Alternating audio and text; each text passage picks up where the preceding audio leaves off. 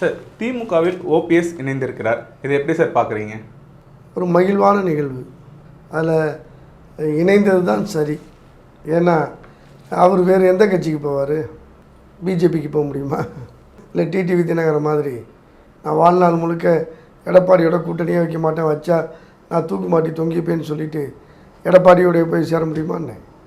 அவர் ஒரு மானஸ்தர், தன்மானம் மிக்கவர். அதனால் தாய் கழகத்துக்கு வந்துட்டார்.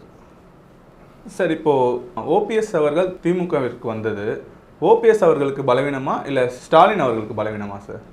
பலவீனம்ங்கிற சொல்லுக்கே இதில் அர்த்தமே கிடையாது. திமுகவுக்கு வந்ததினால் ஓபிஎஸ்ஸுக்கும் பலம், திமுக ஏற்றுக்கொண்டதினால் தலைவர் ஸ்டாலினுக்கும் பலம். அது ஏனென்றால் ஒரு 3 முறை முதலமைச்சராக இருந்தவர். நீங்கள் தமிழக அரசியல் வரலாற்றில் எம்எல்ஏக்கள் கட்சி மாறி இருக்கிறார்கள், அமைச்சர்கள் கட்சி மாறி இருக்கிறார்கள். அரசியல் வரலாற்றிலேயே முதல் முறையாக முதலமைச்சராக இருந்தவர் இன்னொரு கட்சிக்கு வந்து சேர்ந்தது இதுதான் முதல் முறை.